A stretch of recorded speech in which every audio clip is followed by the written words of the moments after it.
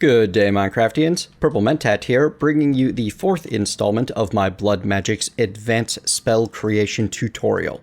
Today, we're going to be covering all of the individual effects of the Tool Forger. Now, the Tool Forger is really neat. What it lets you do is it allows you to transmute your complex spell crystal into a dynamic mace. You can summon it by right-clicking and dismiss it by holding Shift and right-clicking. This is a one-time power usage. Where's my divination sigil? There we go. If I check my power and then I summon it and I check again, I can see that used just 10,000 LP and will not continue to use LP. Instead, this dynamic mace will have a fixed number of uses, at which point it will go back to being a complex spell crystal. There are a number of ways you can increase the number of uses, but we'll go over that as we go. Now, unlike the previous complex spell tutorials in which I was able to just show each individual effect on its own, some of these effects really are just add-ons to the default pickaxe mode, and I'm going to have to effectively combo that in with some of these to show you how that works. I will be going over actual complex spell creation and how to create really cool combos in another tutorial. You'll only get the basics of that here. Let's get started. So, very first off, we have Tool Forger Earthformer Default, and this is your absolute most default dynamic mace. It makes it function as a pickaxe. I've set myself up some targets of various types here. Now, this pickaxe, by default, is an iron level of pickaxe in both terms of speed and what it can harvest. As you can see, I can easily harvest both iron ore and diamonds. However, I cannot harvest this obsidian. Took that long for the first bit to appear. To increase the harvest level, I would need to add the Reinforced Spell Augmentor. Now, I don't actually think I need 3 of them. Let's see. 1 of them may be enough. Turn off the creative. Now, let's see if this can harvest the obsidian. Seems to be going faster. This might work. Seems to be moving at about a diamond pick speed, which is slow and frustrating. However, you can increase this even further. I'm not certain if in vanilla there's much point in going past obsidian mineability. However, this could be very useful for, say, Tinker's Construct when you want to be able to go to the nether and mine your cobalt and ardite, or if you're playing with metallurgy and you want to get your hands on some of the really rare metals from that. The Reinforced Spell Empowerer, on the other hand, if I stack 3 of those up, because I'm just going to go straight to the top with that, drastically increases the speed at which it mines. This obsidian, as you can see, is now a much more reasonable mining speed. And if I were to go hit up stone, well, it goes very quickly, as fast as you would expect a diamond shovel to go through dirt. Iron ore and diamond ore are in a similar boat of going very fast. It's kind of nice. Moving on, that's your default pickaxe with your default abilities. I will be adding on the Earthformer default spell modifier to other effects as needed. Now, the Tool Forger Earthformer offensive spell modifier will create an item that does not have any default abilities beyond your hand in terms of what it can break. So if I sit here and start punching diamond, you can see that it goes really slow. What it does do is it adds a destruction effect. So if I clear gravel, it just gets destroyed. Now, if I were to take that and add it onto my pickaxe, as you can see, you can stack on another element and another effect on top of whatever spell you're already using. If I were to add that onto my pickaxe, well, now I can create myself something that will break through stone, leaving nothing behind. Kind of useful. If you add power or potency to the Earthformer offensive effect, it will not change the effects at all. This is a flat effect. There's no point in augmenting this one. If you want to augment a specific modifier effect, you can add the augments in between. For example, I could toss the Empowerer and Augmenter onto the Earthformer default, and it will only affect the pickaxe version. So if I add a 1, 2, 3 augmenters and 1, 2, 3 empowerers to my Tower of Destruction pickaxe, Now I'll be able to break through obsidian relatively rapidly, and it will leave nothing behind. This could be useful in some cases. Next on the list, we have the Tool Forger, Earth Former, Defensive Spell Modifier, which functions exactly like a shovel. If I take it over to this patch of snow, well, I'm digging up snowballs with it, which you can't do by hand. If you punch snow, it just goes away. I can also go through grass relatively rapidly as compared to punching. If I were to add on the reinforced spell Empowerer, it will increase the digging speed. So as you can see with 3 of those on there, oh, sorry about that, there goes my phone. It'll go through grass quite quickly.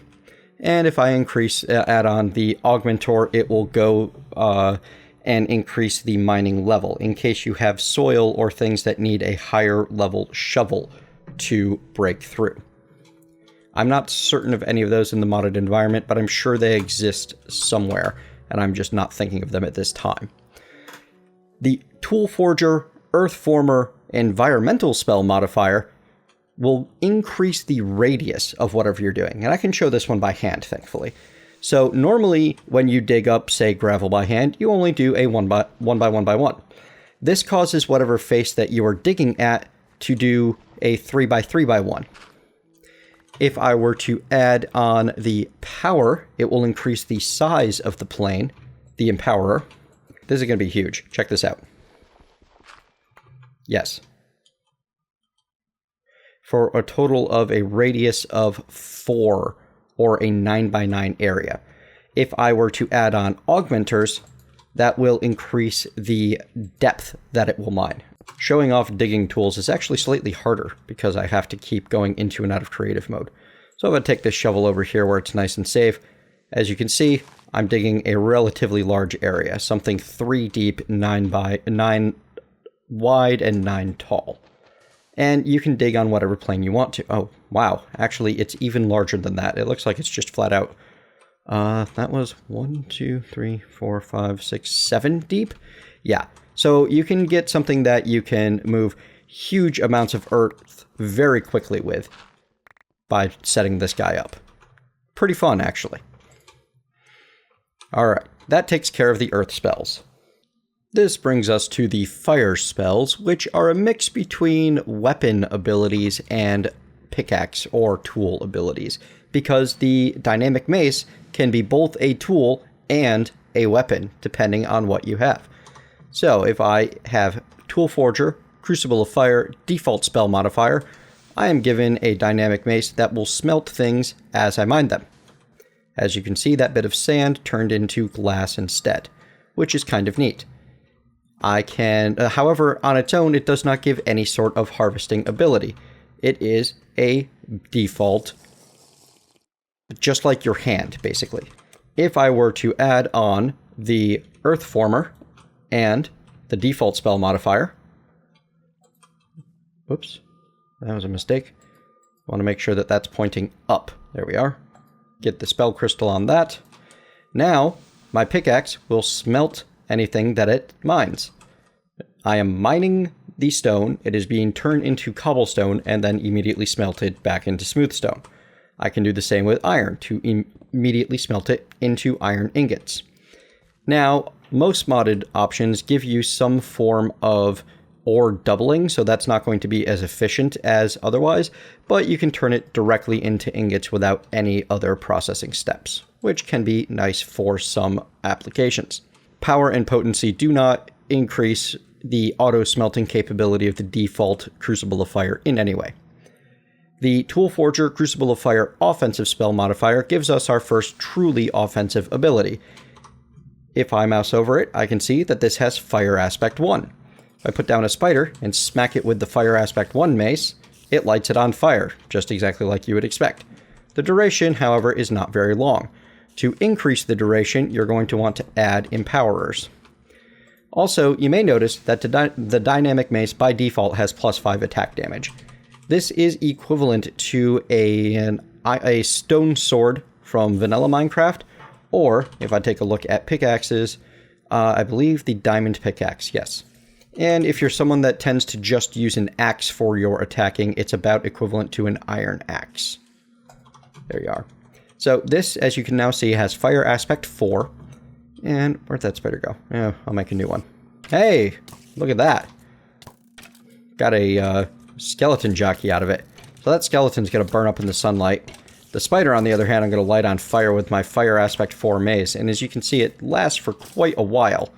Long enough to kill the spider outright without any further damage from me. Fantastic. Moving on, the Tool Forger Crucible of Fire defensive spell modifier adds the unbreaking effect to a tool. So you're going to want to use this as a add-on to something like the Earthformer default spell modifier, because unbreaking will allow it to last longer per cast. Now, if I were to crank up the empowered on this, I now have unbreaking 4 instead of unbreaking 1.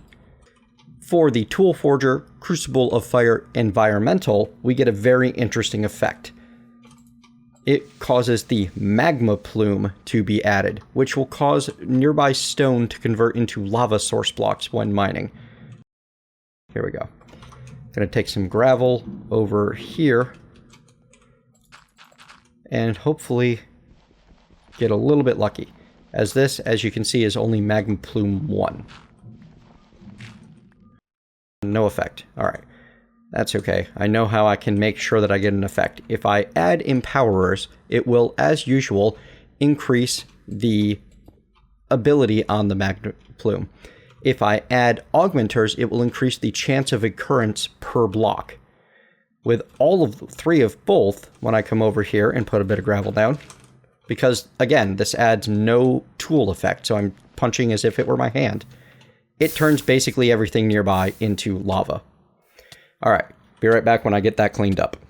As you can see, after everything is cleaned up, this bit of stone got pretty riddled with holes by that magma plume.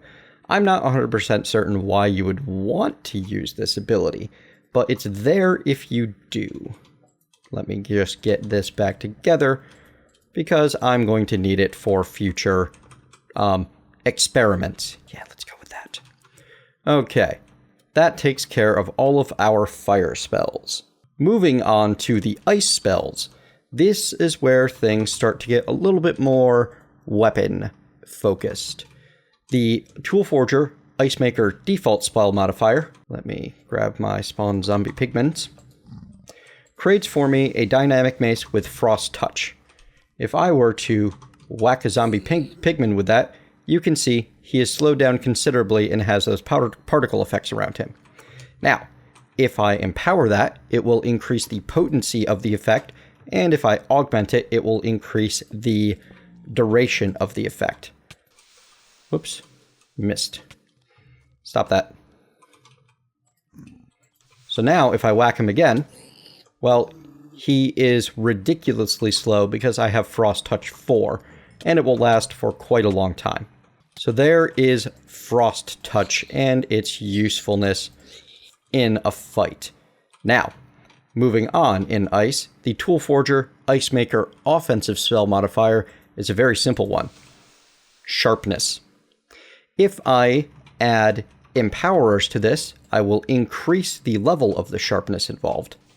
As you can see, with 3 Empowerers, I get Sharpness 4, which does 11 attack damage. The same damage as almost the same damage as a default bound blade.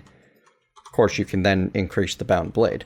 However, you can go further with the Augmentors on this and create yourself a 3% crit chance increase on your dynamic mace. That's a standard critical that, like you would normally get from jumping with no food cost 3% of the time. It's very nice. Moving forward, Tool Forger, Ice Maker, Defend... Oh no, we can't move forward without killing something. 11 damage, 3% crit, takes out a zombie pigman in 2 swings. Kinda nice.